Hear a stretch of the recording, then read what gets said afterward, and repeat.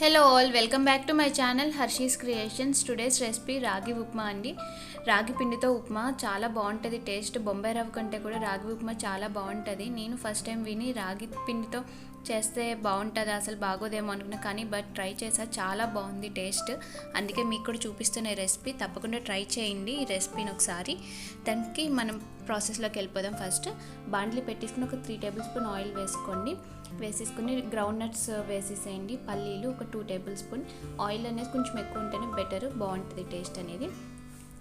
పల్లీలు కొంచెం colour change అయిన తర్వాత మినప్పప్పు ఒక 1/2 టేబుల్ స్పూన్, శనగపప్పు ఒక 1/2 టేబుల్ స్పూన్ వేసుకుని అవి కొంచెం వేగిన తర్వాత ఆవాలు, జీలకర్ర ఒక 1/2 టేబుల్ స్పూన్ చొప్పున తీసుకుని వేసుకోండి. అవి చిటిపట్లు ఆడుతున్నప్పుడు ఎండుమిర్చి 1 కానీ 2 కానీ వేసేసుకోండి, కారాన్ని బట్టి వేసుకుని. క్యాష్యూ నట్స్ ఒక 1 టేబుల్ స్పూన్ తీసుకున్నాను. మీకు ఇష్టం ఉంటే వేసుకోండి, లేదంటే స్కిప్ చేసేయచ్చు క్యాష్యూ నట్స్.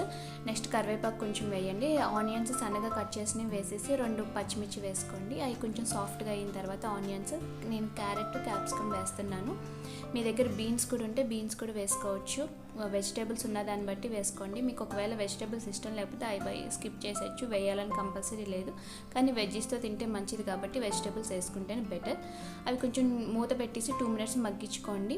కొంచెం సాఫ్ట్ అయ్యేంత వరకు మగ్గిన తర్వాత 1 టమాటా మీడియం సైజ్ టమాటా తీసుకుని సన్నగా కట్ చేసుకున్నది వేసేసేయండి. వేసేసి కొంచెం ఒక 1/2 టేబుల్ స్పూన్ అలా సాల్ట్ స్ప్రింకిల్ చేసేసుకొని ఒకసారి మిక్స్ చేసేసుకొని మూత పెట్టేసి టమాటా అనేది కొంచెం సాఫ్ట్గా అయ్యేంత వరకు మగ్గించుకోండి. ఒక 3-4 మినిట్స్ పట్టిద్ది, సిమ్లో పెట్టేసి మగ్గించుకోండి.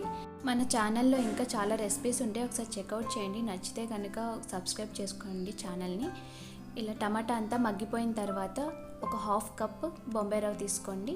నేను చూపించే రెసిపీ అయితే 2 మెంబర్స్కి సరిపోయిద్ది. ఇది వేసేసి బొంబాయి రవ్వ 2 మినిట్స్ వేయించండి సిమ్లో పెట్టేసి ఫ్లేమ్. నేను చూపించేది మెజరింగ్ కప్ ఉంటాయి కదా, ఆ కప్స్తో చూపిస్తున్నాను. 1/2 కప్ అనేది దాన్ని బట్టి చూసుకోండి.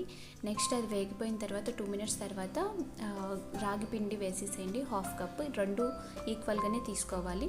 సూజీ ఎంత తీసుకున్నామో రాగి పిండి కూడా అంతే తీసుకోవాలి, 1/2 కప్ చొప్పున. ఇది కూడా వేసేసి ఇంకో 2 మినిట్స్ వేయించండి. వేగిపోయిన తర్వాత మనం టోటల్గా 1 కప్ తీసుకున్నాం కదా రాగి పిండి, సూజీ. ఇప్పుడు మనం 4 గ్లాసెస్ ఆఫ్ వాటర్ తీసుకోవాలి. 4 గ్లాసెస్ వాటర్ తీసుకుని నేను పైన ఇంకొక 1/2 గ్లాస్ పోసాను. వాటర్ అనేది కొంచెం ఎక్కువైనా పోసుకోవచ్చు, ఏం పర్వాలేదు. బొంబాయి రవ్వకి మనం ఎలా పోసుకుంటామో అట్లానే వాటర్ పోసుకోవడం అనేది. కొంచెం ఎక్కువ పోసుకుంటే ఇంకా కొంచెం లూజ్గా ఉంటుంది. లూజ్గా ఇష్టపడే వాళ్ళు ఇంకొక 1 గ్లాస్ అయినా పోసుకోవచ్చు, 4 గ్లాసెస్ కంటే కూడా. గట్టిగా ఇష్టపడే వాళ్ళు 4 గ్లాసెస్ అయితే సరిపోయిద్ది. వేసేసుకుని సాల్ట్ సరిపడా వేసేసుకుని, కొత్తిమీర కొంచెం వేసేసుకుని, నెయ్యి ఒక 1/2 టేబుల్ స్పూన్ కానీ 1 టేబుల్ స్పూన్ కానీ వేసుకోండి.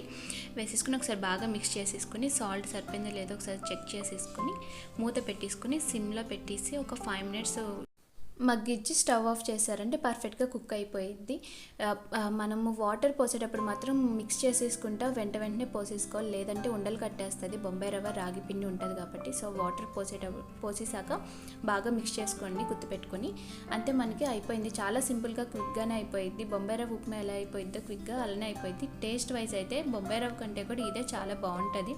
ఒకసారి కంపల్సరీ ట్రై చేయండి, మీకు నచ్చిద్ది. నచ్చితే కనుక కింద కామెంట్ చేయండి, ఒక లైక్ చేసి సబ్స్క్రైబ్ చేసుకోండి.